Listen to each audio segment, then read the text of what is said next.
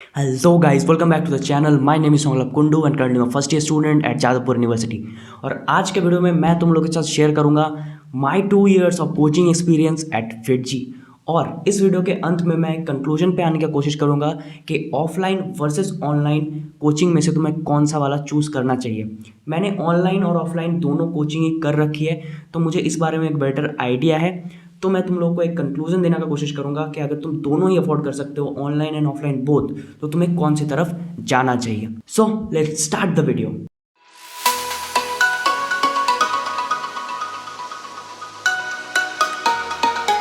So after completing my class 10th board exam मुझे लगा कि नहीं भाई, अब लाइफ में कुछ करना है, पर मुझे ये पता नहीं था कि क्या करना है। तो 95% ऑफ द स्टूडेंट्स, मैंने सोचा चलो मेडिकल पढ़ लेते हैं। पर आफ्टर 1 month मुझे ये रियलाइज़ हो गया कि यही वो चीज़ है जो मुझे लाइफ में बिल्कुल नहीं करनी है। तो मैं इंजीनियरिंग में शिफ्ट हो गया, मैंने फिटजी ज्वाइन की। तो पहला पीरियड हमारा था केमिस्ट्री का फिटजी में। तो वहाँ पे केमिस्ट्री की हमारी टीचर आई और उन्होंने पढ़ाया, 2 घंटे का लेक्चर दिया और बहुत बहुत बहुत बुरा पढ़ाया भाई। मतलब वो खुद ही पढ़ा रही थी और खुद ही समझ रही थी, किसी को भी समझ में नहीं आ रहा था। तो फर्स्ट पीरियड के बाद हमें एक ही चीज़ रियलाइज़ हुई, मतलब जितने भी बच्चे क्लास में थे उनको सिर्फ एक ही चीज़ लगा, पैसा बर्बाद। बट हमारा जो सेकेंड एंड थर्ड पीरियड हुआ फिजिक्स एंड मैथ्स का, वो बहुत अच्छा गया। फिजिक्स एंड मैथ्स के फैकल्टी हमें बहुत अच्छे मिले थे, समझ में भी आया क्लास में।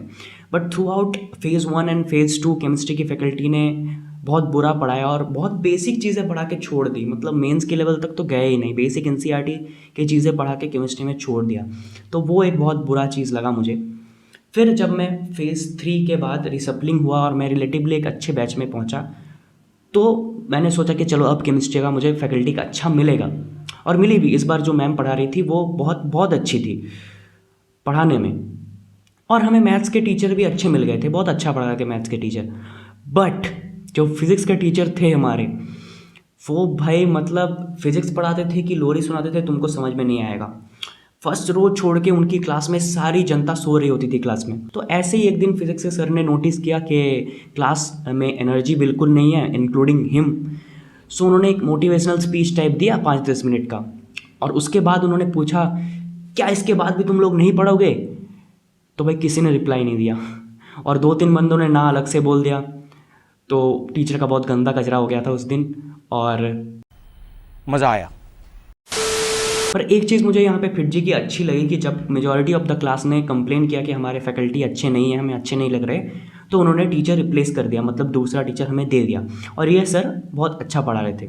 तो ऐसे हमारा क्लास 11 लगभग ख़त्म हो गया, मतलब पूरा ही ख़त्म हो गया क्लास 11 अच्छे से। फिर हम गए क्लास 12 में, और क्लास 12 में ऐसा सच कोई दिक्कत नहीं आया हमें। जो फिजिक्स केमिस्ट्री मैथ्स तीनों के फैकल्टी बहुत अच्छे थे, मतलब बहुत अच्छा पढ़ाते थे सब लोग। स्पेशली फिजिक्स के सर तो मेरे फेवरेट थे। मैं तो इंतज़ार करता था कि कब फिजिक्स का क्लास आए और मैं उसे अटेंड कर सकूँ, इतना मज़ा आता था फिजिक्स के क्लास में। सब कुछ ही ऐसा स्मूथ चल रहा था। पर वो कोचिंग स्टोरी ही क्या जिसमें ट्विस्ट ना आए। तो ऐसा ही एक ट्विस्ट आया हमारे भी कोचिंग स्टोरी में। तो हमारा लास्ट फेज चल रहा था और 2 ही महीने बच गए थे जेईई मेंस जनवरी को। तब आया ये कहानी में ट्विस्ट। हम लोग फिटजी पहुँचे, हम सैटरडे संडे को फिटजी आते थे वीकेंड में, तो हम सैटरडे को फिटजी पहुँचे। हमने देखा हमारी केमिस्ट्री के क्लासेस मिसिंग हैं। सैटरडे को 2 मैथ्स के क्लास थे और संडे को 2 फिजिक्स के क्लास थे। तो हमारे केमिस्ट्री के क्लासेस मिसिंग थे, और केमिस्ट्री में हमारा 90% इनऑर्गेनिक का सिलेबस बचा हुआ था। तो सब लोग चिंता में आ गए। पर फिर भी हमने मान लिया कि चलो फिर भी ठीक है कि केमिस्ट्री के क्लासेस नहीं है, सर की तबीयत ख़राब होगी, वो बाद में कवर अप कर देंगे। तो हमने ये मान के क्लास कर लिया। अब जब नेक्स्ट वीक में हम आए, तब भी हमने देखा कि भाई केमिस्ट्री के क्लासेस नहीं हैं। तब सबका दिमाग सटक गया कि भाई ये क्या चल रहा है, केमिस्ट्री के क्लासेस तो चाहिए ना, बहुत सारा सिलेबस बचा है। कोई बोल रहा है कि सर ने फिर जी छोड़ दिया, कोई बोल रहा है सर की तबीयत ख़राब है। तो ऐसे ही जैसे तैसे करके हमारा फर्स्ट पीरियड खत्म हुआ, और जैसे ही फर्स्ट पीरियड खत्म हुआ हमने बाहर से बहुत ज़्यादा चिल्लाने की आवाज़ें सुनी। तो हम सब लोग दौड़ के बाहर गए कि भाई क्या हो गया। तो हमने देखा बहुत सारे लोग इकट्ठे हुए पड़े हैं, कोई दौड़ रहा है, कोई चिल्ला रहा है, कोई हंस रहा है। कुछ समझ में नहीं आया कि भाई क्या चल रहा है। तो मैंने एक बंदे से पूछा कि भाई ये क्या चल रहा है। तो उसने कहा कि उनके क्लासेस के सारे लोग बाहर निकल गए। तो मैंने पूछा कि क्यों। तो उन्होंने बोला इस बार को लेके 3 बार ऐसा हुआ कि उनके केमिस्ट्री के टीचर्स को बदल दिया गया है।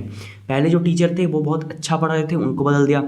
जो नए टीचर आए उनके साथ जब उनका ट्यूनिंग बैठा तो अब उससे भी बदल रहे हैं। और इस बार जो टीचर उन्हें दिया है वो बहुत ही गंदा पढ़ाता है। तो वो सब लोगों का मांगे ये हैं कि अगर उन्हें पढ़ना है तो उसी टीचर से पढ़ना है, वरना वो नहीं पढ़ेंगे। तो इसलिए वो क्लास से बाहर निकल गए हैं। और मुझे एक चीज़ देख के अच्छा लगा, जब सब लोग बाहर निकले हुए थे, जो सिक्योरिटी गार्ड होते हैं ना, जो मतलब ऐसे एटीट्यूड में घूमते हैं बंदे, तो वो भी भीड़ देख के शांत बैठे थे एक कोने में। तो मुझे वो देख के बहुत शांति मिली। तो इतने में बहुत ज़्यादा हल्ला मच गया। तो हायर अथॉरिटीज़ आई और उन्होंने पूछा कि भाई ऐसा क्यों कर रहे हो, तुम क्या चाहते हो, क्लास में जाके बैठो, बाद में डिस्कस करेंगे। और इतने में ही एक बंदे के अंदर मतलब अर्नब गोस्वामी का आत्मा आ गया। वो चिल्ला रहे, हमें टीचर वापस दो, हमें टीचर वापस दो, हमें टीचर वापस दो। कुछ भी तो ये सब होने के बाद जब कोई माना नहीं, तब उन्होंने कहा कि हम सब लोग मिलकर बाहर चले जाएंगे, फिर जी छोड़ देंगे। पर उनको किसी ने निकलने दिया नहीं, क्योंकि नीचे सिक्योरिटी गार्ड था और निकलने का कोई दूसरा रास्ता था नहीं। तो उस दिन हम लोग निकल नहीं पाए और हमारे क्लासेस जैसे चल रही थी वैसे क्लासेस चली। तो ऑल ओवर बहुत ज़्यादा मज़ा आया था उस दिन, एक अच्छा एक्सपीरियंस रहा उस दिन। हालांकि बाद में उन सब ने मीटिंग फिक्स की और पता नहीं क्या क्या किया और ये प्रॉब्लम को सॉर्ट किया, और जो सर छोड़ के गए थे उन्हीं ने हमारा क्लासेस कंटिन्यू किया और सिलेबस बहुत अच्छे से कंप्लीट करवाया।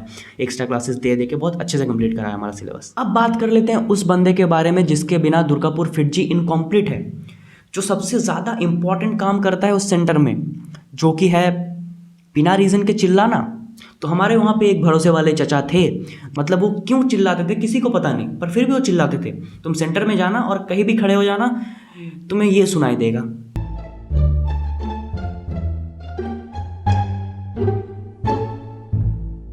यहाँ खड़ा होना मना है, क्लास में जा।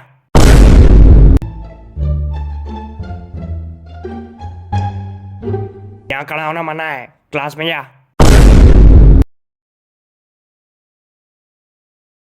यहाँ खड़ा होना मना है, क्लास में जा। यहाँ खड़ा होना मना है, क्लास में जा। चुप, बिल्कुल चुप। बट अपार्ट फ्रॉम जोक्स वो बहुत अच्छे इंसान थे। उन्होंने हमारी बहुत सारी मदद की। उन्होंने हमें लाइन में लगवाया और हमें पैकेज दिए, पैकेज डिस्ट्रीब्यूट किया। हालांकि पैकेज डिस्ट्रीब्यूशन के लिए फिटजी ने अलग से लोग हायर कर रखे थे, बट क्लास में बैठे बैठे पैकेज मिल जाए, ये कैसे हो सकता है? इसमें क्या मज़ा है? इसमें किक नहीं है ना। जब तक आप लाइन में नहीं लगोगे, धक्का मुक्की नहीं करोगे, आपका 30-40 मिनट बर्बाद नहीं होगा, तो पैकेज मिलने की खुशी कैसे मिलेगी आपको? तो ये था यार मेरा 2 साल का एक्सपीरियंस दुर्गापुर फिटजी में। और अगर तुम मेरा फीडबैक पूछते हो कि मुझे क्या लगता है इन कोचिंग इंस्टीट्यूट्स के बारे में, तो मैं तुम्हें बोलूँगा यहाँ तुम्हें अच्छे फैकल्टीज़ तो मिल जाएंगे, तुम्हें टॉप नॉच फैकल्टीज़ मिल जाएंगे, पर इनका मैनेजमेंट बहुत ज़्यादा बुरा है। मतलब हमारा जो इशू हुआ था क्लास 12 के आखिर में, वो हुआ था कि टीचर को सैलरी नहीं मिल रही थी। तो तुम सोचो कि फिटजी इतना बड़ा कंपनी के होने के बाद भी वो सैलरी प्रोवाइड नहीं कर रहे थे टीचर्स को। तो ये बहुत गंदी चीज़ मुझे लगती है कि वो लोग बच्चों के फ्यूचर के बारे में उतना ज़्यादा नहीं सोचते हैं। वो सिर्फ उन्हीं लोगों को हाईलाइट करते हैं जो मतलब टॉप रैंकर्स होते हैं, बाकी के बारे में उनको उतना कंसर्न नहीं होता है। तो ये चीज़ मुझे बुरी लगी। बाकी अगर तुम मेरा ओवरऑल एक्सपीरियंस पूछोगे तो वो बहुत ही अच्छा था और मुझे वहाँ पे एक अच्छा एटमॉस्फेयर मिला, अच्छा कंपटीशन मिला। जैसे मैं क्लास 10 तक उतना अच्छा परफॉर्म नहीं कर पाया था, पर उसके बाद मुझे पढ़ाई का एक अच्छा एनवायरनमेंट मिला और मैं एक्सेल किया मैंने, तो उसमें फिटजी का एक बहुत बड़ा रोल था। तो एक्चुअली मैं इन 2 सालों को मिस करूँगा। मतलब फिटजी का तो पता नहीं, पर उसके अपोजिट में जो सिराज है मैं उसको तो बहुत ही ज़्यादा मिस करूँगा।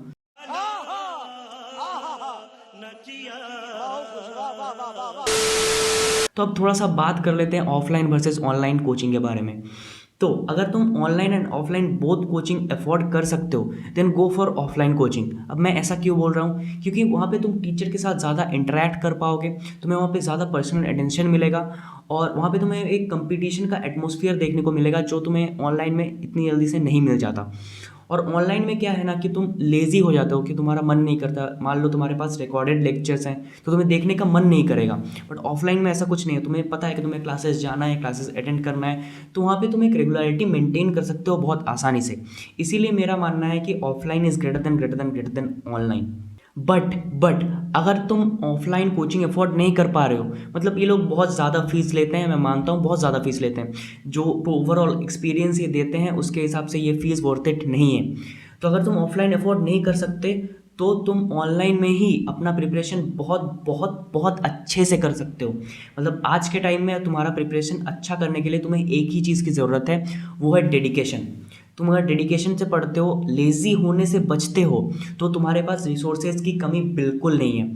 ऑनलाइन में ही बहुत सारे लोग फ्री में या फिर बहुत ही निग्लिजिबल कॉस्ट में तुम्हें बहुत अच्छा कंटेंट डिलीवर कर रहे हैं। जैसे हमारे फिजिक्स वाला सर हैं या अमन दत्तवाल भैया हैं और भी बहुत सारे लोग हैं, तो वो बहुत क्वालिटी कंटेंट दे रहे हैं ऑनलाइन में, और जो कोचिंग इंस्टीट्यूट से किसी भी हालत में कम नहीं है। तो ये बात समझ लो, अगर तुम ऑफलाइन अफोर्ड नहीं कर सकते, ऑनलाइन पढ़ो, बहुत अच्छे से पढ़ाई तुम कर सकते हो और अपना प्रिपरेशन बहुत अच्छे से तुम कर सकते हो। तो आज के वीडियो में बस इतना ही। और रुको रुको, भागना मत, ऐसे मोहब्बत नहीं होती दोस्त, मोहब्बत दो तरफा होती है। तो ऐसे बहुत सारे कंटेंट चैनल पे आ रहे हैं, तो चैनल को सब्सक्राइब करना बिल्कुल मत भूलना और बेल आइकन भी दबा लेना, क्योंकि मैं वीकली वीडियोस अपलोड करता रहूँगा, तो तुम्हें नोटिफिकेशन ज़रूर से मिलना चाहिए। और यह वीडियो पसंद आया हो तो एक लाइक करना बिल्कुल मत भूलना, और मुझे नीचे कमेंट करके बताओ कि तुम्हारे कोचिंग के एक्सपीरियंस क्या क्या रहे, तुम्हें क्या अच्छा लगा क्या बुरा लगा, मुझे नीचे कमेंट करके बताओ, मैं ज़रूर से कमेंट्स पढ़ूंगा। और मेरे साथ कुछ डिस्कस करना है तो तुम इंस्टाग्राम पे मुझे डीएम कर सकते हो, और मेरे सारे बाकी सोशल मीडिया हैंडल्स तुम्हें नीचे डिस्क्रिप्शन में मिल जाएंगे, तो डिस्क्रिप्शन बॉक्स चेकआउट कर लेना। और I will catch you in the next video. Until then